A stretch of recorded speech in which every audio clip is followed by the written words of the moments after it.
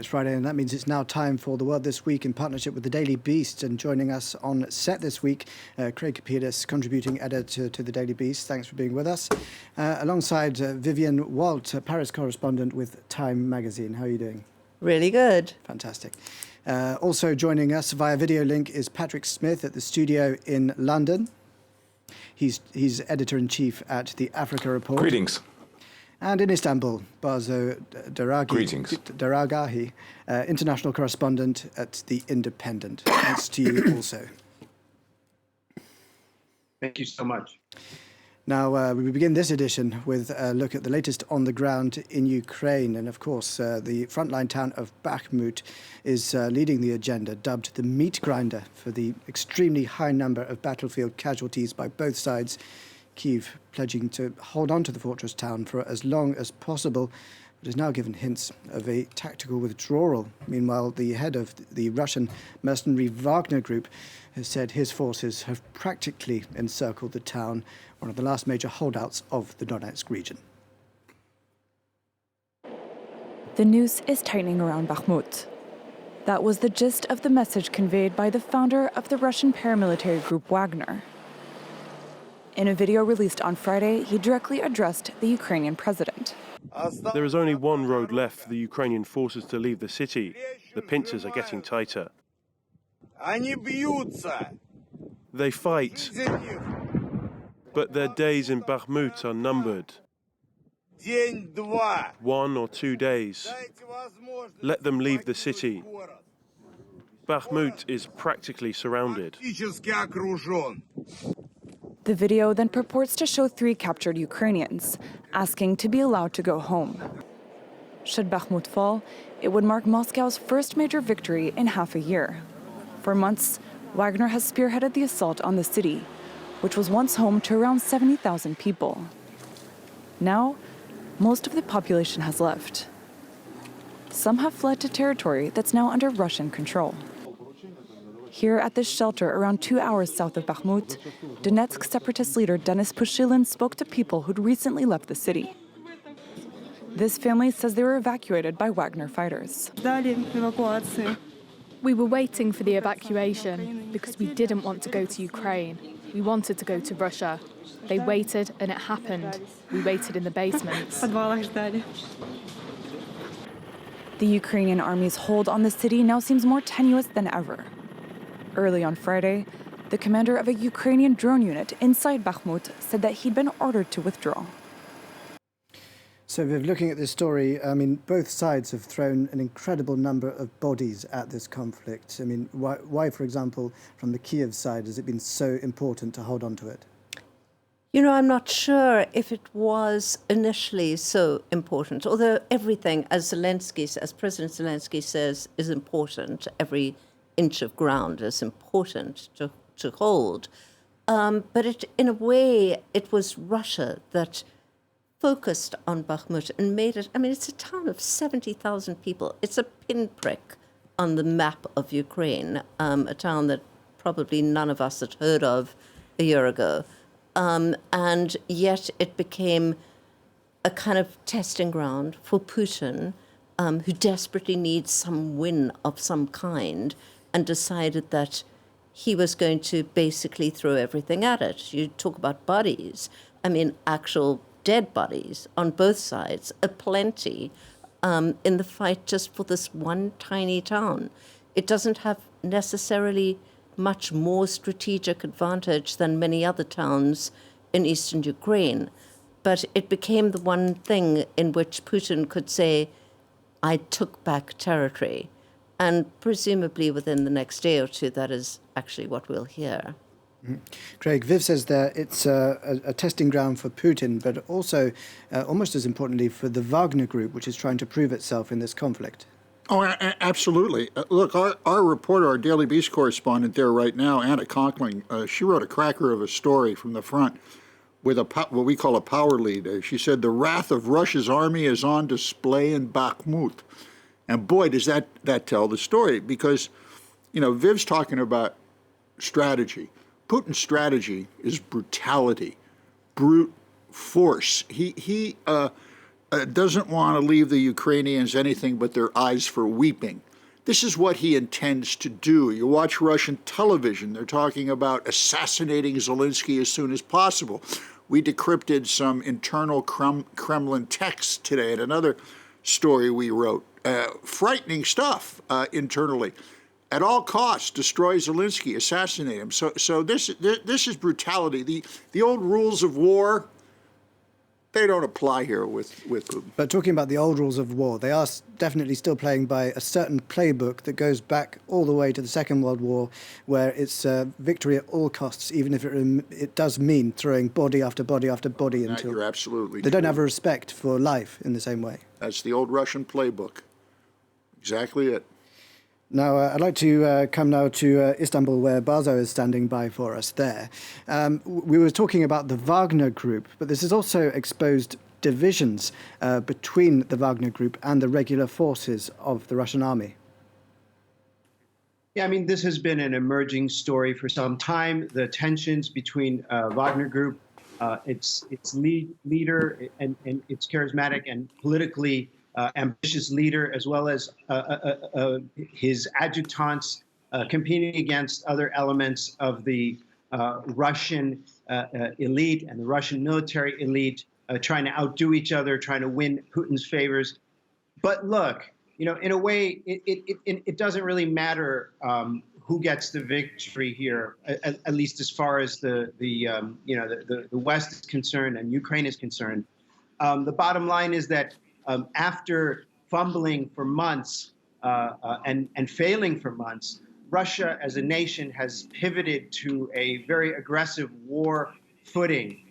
Its industrial base, its political culture, its economy is being retrofitted to keep waging this war for a while. So whether it's Wagner or any of the other ordinary units of the Russian armed forces, we're probably going to see a much more successful Russian military strategy in the coming months. I'll bring in now Patrick, who's in London. Patrick, if they are victorious, Moscow, it would represent the first major victory for Russia in about 6 months following a series of setbacks.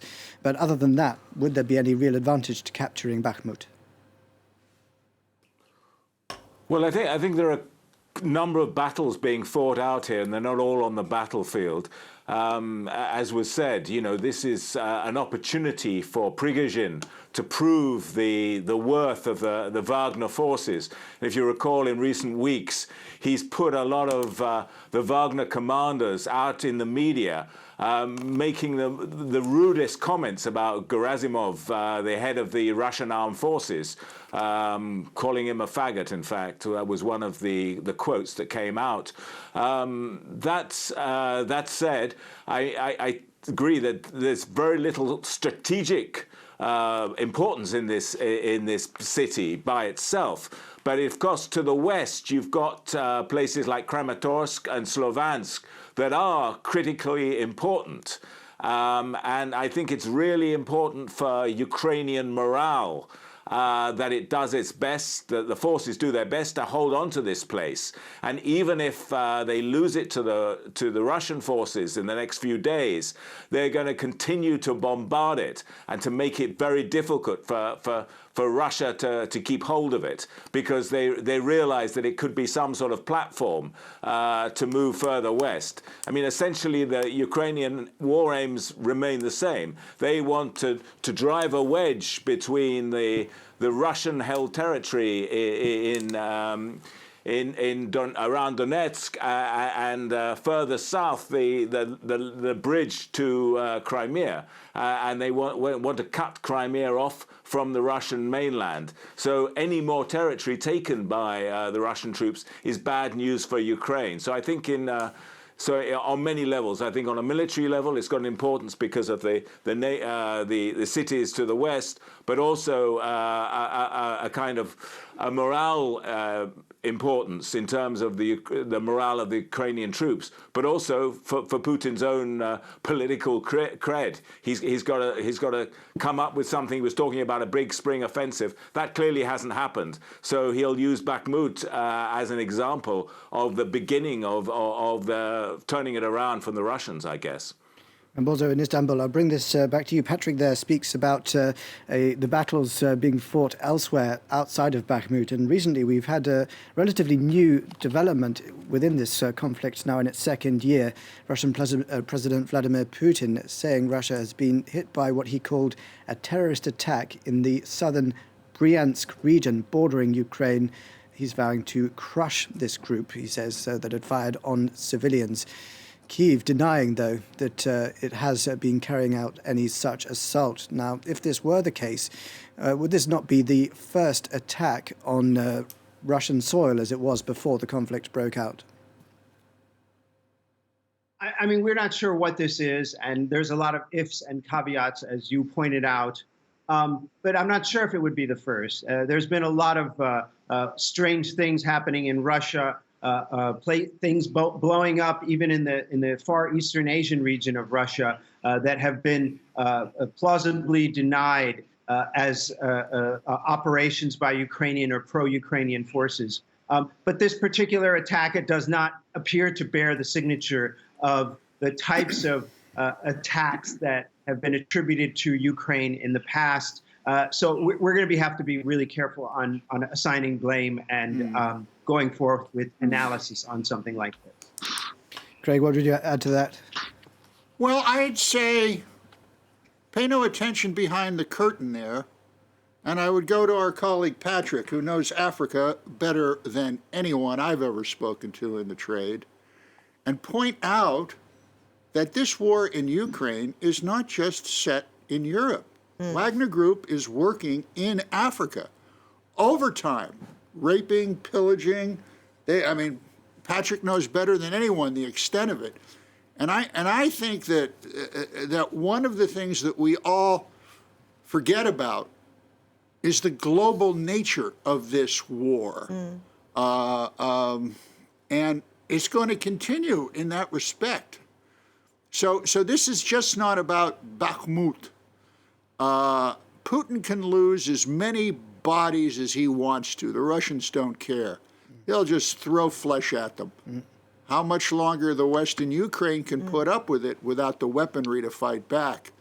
That's the question. And what are you going to do to shut them down in Africa and elsewhere? We'll be talking about Africa later on in the program in another topic. Viv, Russia has form in faking different attacks in order to justify the counterattack, would you not say? Yeah, absolutely. And I just wanted to pick up on something that Craig said. You know, you have Olaf Scholz in Washington. You have basically a kind of flurry beginning in the West of, high-level meetings. You have Blinken for the first time meeting with Sergei Lavrov since the invasion, the first meeting. And there's a reason why this is all happening, as you have Bakhmut perhaps about to fall, which is that, just as Craig says, there is the kind of rising anxiety in the West among the top leaders of what are we going to do? This could be a long war of attrition in which, we don't even have the weaponry at the moment to supply Ukraine, and that's let alone all the economic repercussions. I mean, there's so many ripple effects of this war in every part of the world. And until now, it's been this kind of almost, I hate to say a feel-good story, because obviously it's a horror show. There you go. But it's a kind of David versus Goliath story for the last year, in which by, who could figure a year ago that, like, David would be beating Goliath. But absolutely, everyone thought it would be over in a couple of weeks, and then exactly. The fact that Ukraine, Kyiv is still standing. Year two is a different matter. What's over now is the symbolism portion of the war. Symbols don't fight back. They look good on TV, but there's, a sell-by date on that. Yeah. Well, you raise a good point. And the war in Ukraine dominating the meeting, of course, between G20 group of economies in New Delhi, one of the few big international summits where Russia is still invited. Well, at that meeting, the top US diplomat, Antony Blinken, spoke directly face-to-face with Russian Foreign Minister Sergei Lavrov for the first time since the war broke out more than a year ago, well, a year and a week ago now exactly, in what was said to be an unofficial pull-aside. Here's what they had to say after that meeting. I spoke briefly with Russia's Foreign Minister Lavrov on the margins of our G20 meeting today. I urged Russia to reverse its irresponsible decision and return to implementing the New START Treaty, which places verifiable limits on the nuclear arsenals of the United States and the Russian Federation. Finally, I told the Foreign Minister what I and so many others said last week at the United Nations and what so many G20 foreign ministers said today. End this war of aggression. Адресовать России призывы. Addressing the calls for negotiations to Russia, which we have never refused, if they are serious, I underline, is incorrect. We haven't seen any serious offers since March last year. There is only military rhetoric, militant decisions that are being made by NATO. Которые принимаются в НАТО. Ну и, наконец, well, let's go to Patrick in London for a reaction on that one. We could hear there that both sides were talking tough, which may well play well to home audiences, but it won't really achieve anything diplomatically, will it? Well, I think they certainly needed to map out their respective positions, because we're entering a period where, because of the geopolitical divides, certainly the US is confronted not just with Russia abrogating or suspending the START process, but also the growth of missile development in North Korea and Ukraine. And in Iran, there are reports that enriched uranium up to 87% is being produced.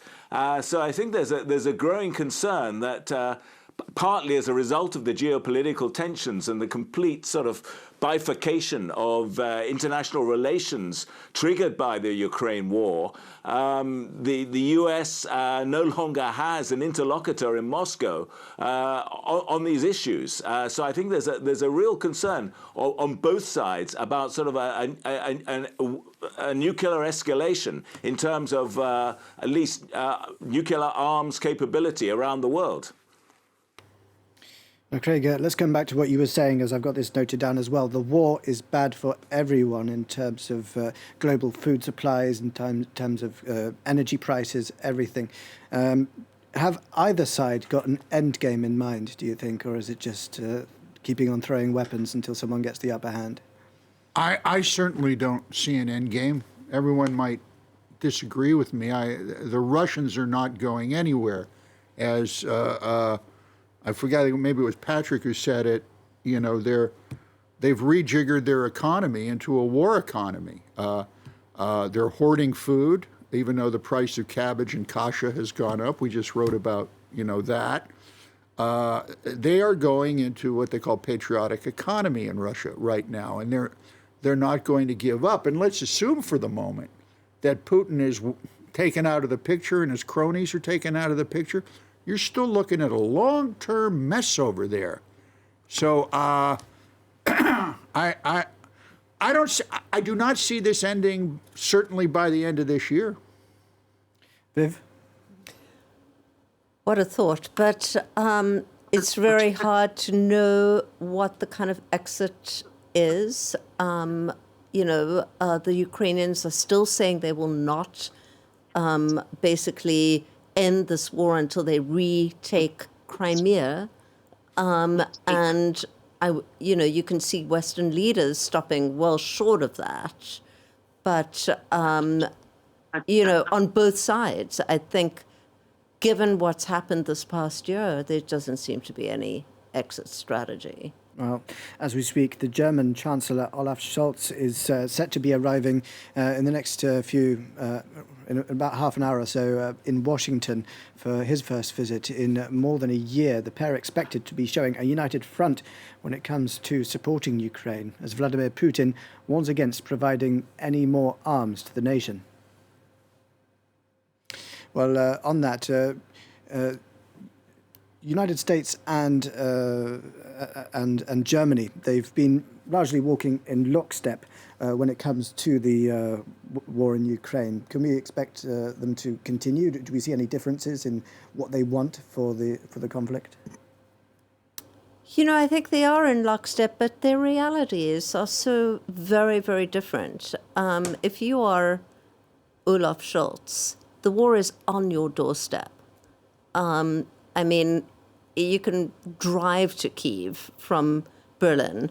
And, you know, if you're in Washington, I mean, as many of us go to the U.S. regularly, we can say that, like, you know, for Americans, Ukraine is an awfully long way away. There's, like, no discernible interest or, you know, involvement. And I think it increasingly you might get Americans saying, in fact, you do get Americans saying, you know, what are we spending all this money for?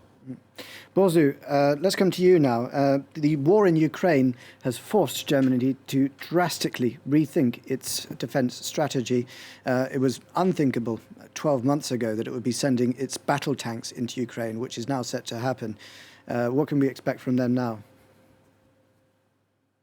I mean, I think that all across Europe and the West, there's this incremental escalation. If you recall, you know, it seems like just months ago, the question was, you know, do we send advanced artillery to Ukraine or not? And then it became, do we send tanks to Ukraine or not? And now it's, do we send fighter jets to Ukraine or not? And, you know, in each particular case, there has been an escalation. And I think that Germany will move in lockstep with its other European partners as well as the U.S., even if it's kicking and screaming and moving against its post-war instincts. But, you know, this is a potentially dangerous dynamic that we're in. I think that at some point there is going to have to be an end game. I think that the costs of the war are being felt everywhere, and we do not have the leadership in Europe at this point that is actually explaining to the people that we're in a war, that Europe is in a war, that the West is in a war. We have, you know, piecemeal kind of very, very watered down appeals to various principles. You don't have a leader getting up there and saying that, you know, we're moving in this direction. I think there is an end game. It will probably start coming out in the next few months. It might take a couple years to become the kind of reality. And that is that, sadly, Ukraine will give up pieces of itself in exchange for EU or NATO membership. No one walks away happy. Russia will be unhappy. Ukraine will be unhappy. But that will probably be the most likely outcome. It's just a question of how much blood will be spilt before that outcome. With German Chancellor Olaf Scholz over there in Washington. French President Emmanuel Macron is also out the country. He's on a charm offensive in Africa, visiting 4 nations in the continent as he tries to reset relations with former colonies that have become strained, among others. Now, he began in Gabon on Wednesday, moving on to Angola, Congo, Brazzaville, and the Democratic Republic of Congo. The French military has been heavily involved, meanwhile, in anti-jihadist operations in the Sahel region of West Africa for the best part of a decade. But Mali and now Burkina Faso have asked those troops to leave. President Macron saying now that he will draw down all troops at bases in Africa, instead setting up what he called academies in partnership with those local forces. This, as he says, the French interference in Africa is over. I've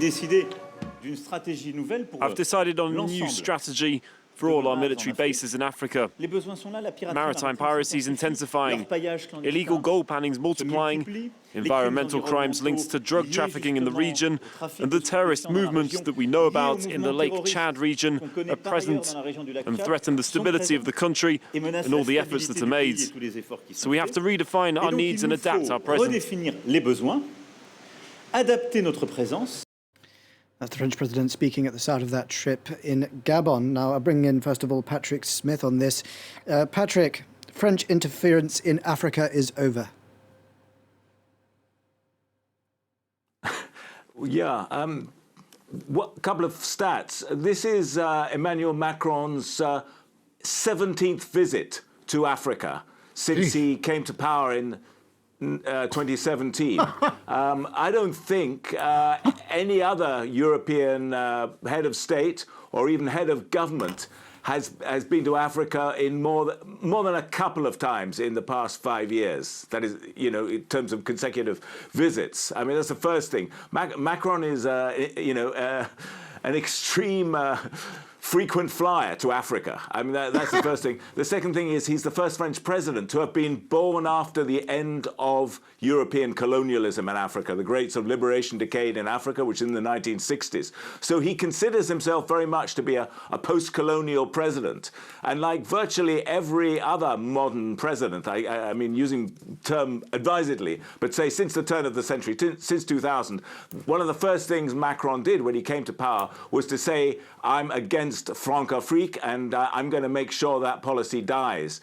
The difficulty he's faced in the past 5 years or so has been that the reality on the ground has kind of stuck France in this sort of perpetual bad marriage with Africa. The jihadist attacks in places like Mali and Burkina Faso and Niger has kind of initially locked the French troops, the French bases there, into some sort of defensive operation, ostensibly on the side of the governments. But in both Burkina Faso and particularly Mali, the French government's fallen out with the host governments, and they've kicked the French troops out. And so Macron's change of heart essentially is force majeure. He had to come up with a new strategy. And I think it's long overdue. Talking about maintaining the 6 French bases in Africa and calling them sort of logistical and training hubs and talking about partnership. Again, you know, it all sounds good, but it's long overdue. And of course, you know, going back to the comments about the globalization of the Wagner Group and Prigozhin and everything else, Prigozhin has become, and his Wagner people have become a major factor in Africa. In Mali, in Burkina Faso now, in Centrafrique, and in Sudan. And every instance, you'll find there's big mineral assets attached to their presence there. You've got the gold mines in Burkina Faso and Mali. You've got the diamond mines in Centrafrique, and you've got gold mines and smuggling operations to United Arab Emirates from Sudan. So Macron has really taken on a major task with this reorientation of French policy. And I think France is not going to be able to lead that battle alone. It's going to have to be part of a much more coherent and innovative and imaginative policy from the European Union if it's ever going to get traction. Now, Craig, let's come back to something that you were talking about earlier when we were talking about Russia as well. Right. Because as France moves out, someone else is moving in to deal with the jihadist threat and so on. And that's Russia. Is this to be seen as a geopolitical victory for Russia as well, the France's withdrawal? Oh, absolutely. The Russians are certainly looking at it that way. Look at Macron in Africa. Look, he doesn't have the money to match what the Chinese are doing. He certainly doesn't have the firepower nor the fascism to match what Putin is doing. And all this talk about corruption. Patrick, if I'm being cynical, send up the cynical flare, please. But let me know when one of these countries is run by a government that's not corrupt and in on the dictatorial. Take. Yeah, the oil in Nigeria. I mean, go down the list. We've been. I mean, Nigeria, for instance. Look, I mean, it's been around for over 60 years. Right? So what do you got? What do you got in Nigeria? What? You got 213 million people, 250 ethnic groups, tons of oil, poverty, corruption, disease, and a lot of ads on CNN International for Nigerian banks and cell phone services. I don't see any improvement down there. correct me if I'm wrong. Well, coming from a former colonial power as well, growing up in Britain, I do see that France has a much closer ties with its former colonies than we tend to have from my perspective. Closer, yes, but, you know, if you look at French-speaking African, former French colonies in Africa, there are 14 of them. 11 out of 14 of them are on the very, very, very bottom of the poverty index in the world. You go to places like Cameroon or Gabon, as Patrick has done many times, and the poverty and underdevelopment is shocking. Precisely. Shocking compared to almost anywhere in Kenya, Tanzania, Nigeria, etc. I mean, there is 60 years of bad policy to unpick here. One, you know, post-colonial French president is not going to do it. It's the entire structure of how post-colonial French Africa was set up. In an era where lots of countries are getting more to grips with their post-colonial pasts and France has issued apologies and so on, will this play positively to the domestic audience here in France, or do you think to a certain extent people will be feeling like they're losing a connection with these countries? I mean, that's a whole other question because it does tap into all sorts of issues in France to do with its third generation now immigrant population, you know, many of whom came from Malian, Cameroonian, Senegalese families, many of whom are living in, you know, deprived neighborhoods and haven't been able to. The inequality in this country that we're sitting in, France, is deeply embedded and is deeply interwoven with questions of race. Bazo, I've not forgotten you there in Istanbul. I wanted to come back to the point of Russia filling the void in Africa. How is it possibly able to do so, given its really big commitments fighting a war in Ukraine? I mean, I think that these post-colonial governments in Africa and in the developing world often like to play the superpowers against each other. Not just the United States and Russia, not just France, but also especially China, trying to wring concessions from these countries. A lot of these countries still think of and Russia allows them to think of the Russians as a kind of anti-colonial savior, hearkening back to the Soviet era. A lot of people in the Western left buy into that fantasy as well. And that gives Russia an in, you know, billing themselves as the guys who are standing up for the little guy against the powerful West, the U.S. and France and other Western colonial powers, as much of an illusion as that is. And I think in the case of Wagner Group, though, I think it's just maybe they offer a pretty good deal. We'll get rid of these guys, whoever you want to get rid of, whether it's political opponents or, you know, some nasty guerrilla group. We won't abide by any human rights norms or any standards of war, and you have plausible deniability. I don't think that I know for a fact that a Western security contractor, a Western mercenary group that is contracting out of the United States, if they offered such a deal, they would be in trouble in the U.S. They could not make that offer, whereas Wagner Group could basically offer to do some other government's dirty work with no questions asked. But Patrick Smith, do you have an answer to that? But the reality is. But the reality is that Wagner is actually not making any progress against the jihadists in Mali in particular. In fact, the number of civilians killed by the jihadists in the last year has gone up exponentially since Wagner took over the security, kicked out the French, and pushed out the UN force there. So whatever the terms of the deal, and I suspect there's a lot of mineral royalties involved, mineral revenues involved in it, it's not actually working out militarily on the ground. The big problem with these jihadi attacks is a political one, and that's down to the governments to settle. If they ran better governments and got resources out to the regions, they wouldn't be facing this problem in the, in the first instance. We could keep on talking about this for the rest of the edition, but I do have to move on. But we are staying in Africa as we head to the continent's most populous nation and its second economy, Nigeria, where last weekend's presidential election continues to stir tensions. Bola Ahmed of the APC, 8,794,726.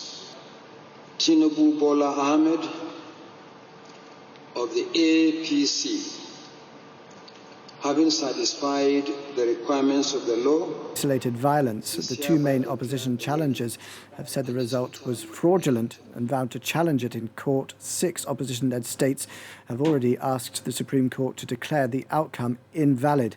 But the president-elect has instead called for unity. This is a shining moment in the life of any man and affirmation of our democratic existence.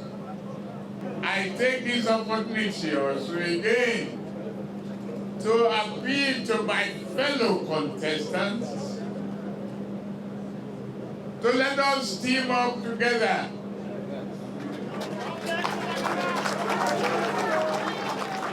It is the only nation we have.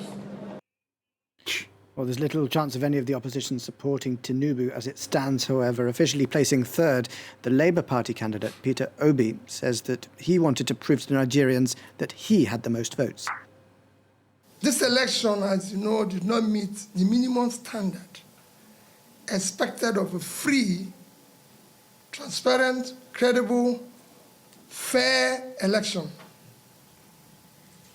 It will go down as one of the most controversial elections ever conducted in Nigeria.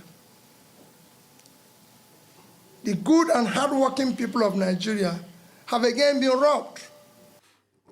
Let's go back to Bazo in Istanbul now. Was it a free, fair and credible election, do you think?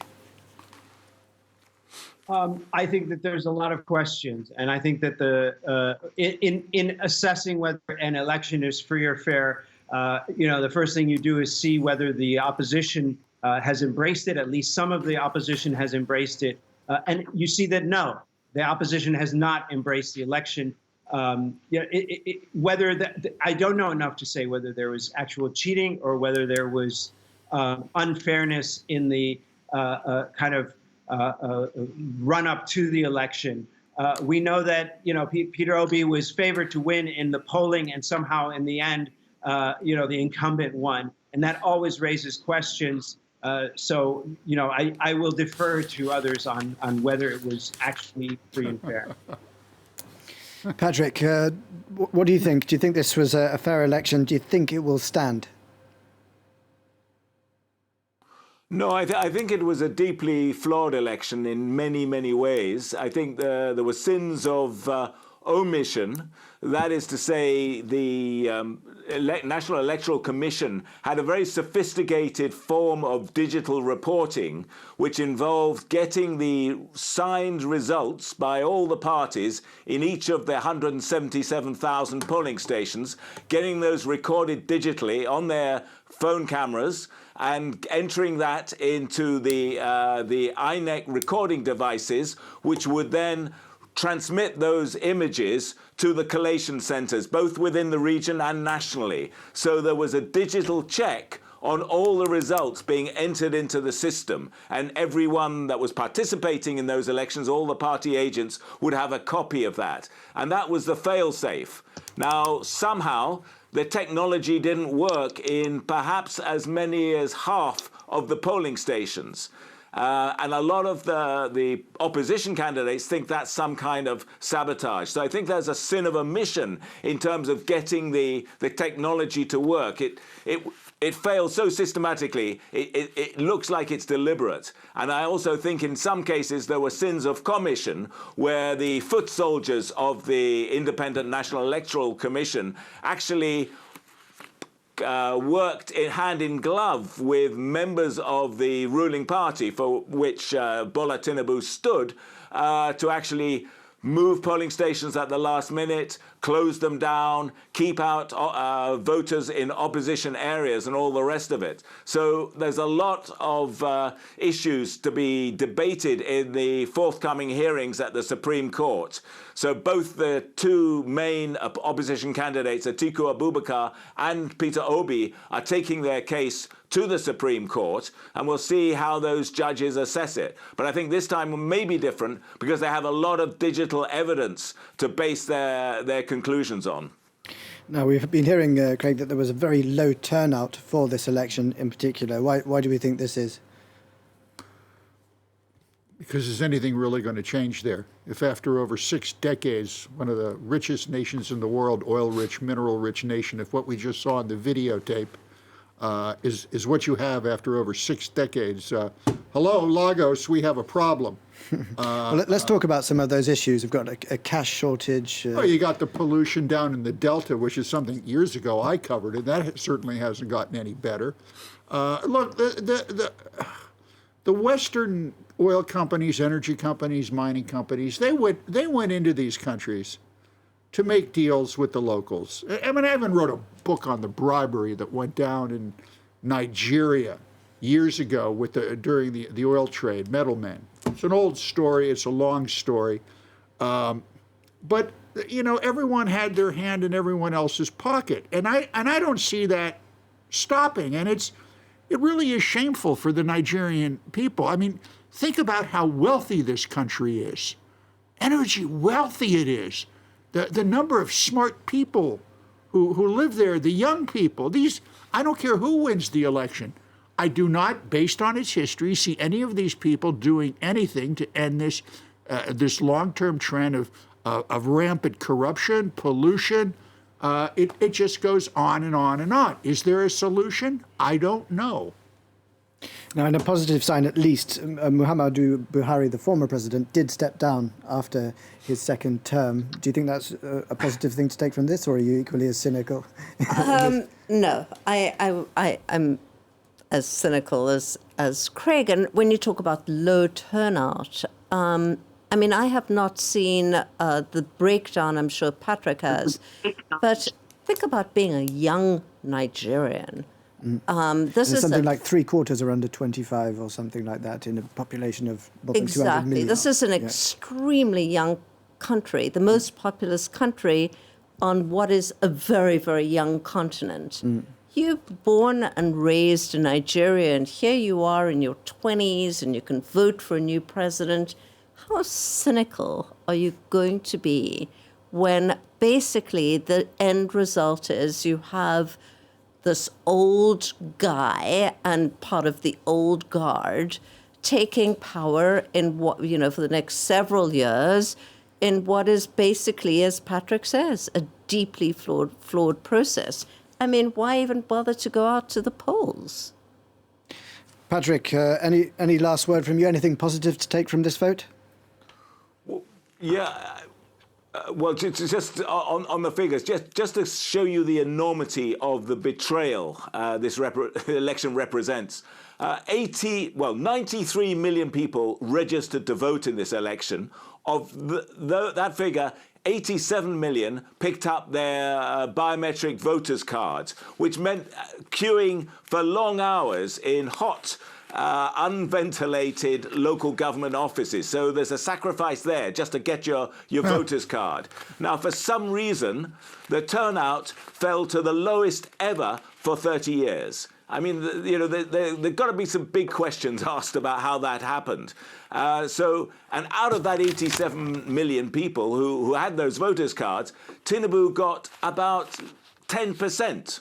So it has 10%, less than 10% of the registered voters in the country. Thank you very much. I'm being told that we have, unfortunately, run out of time.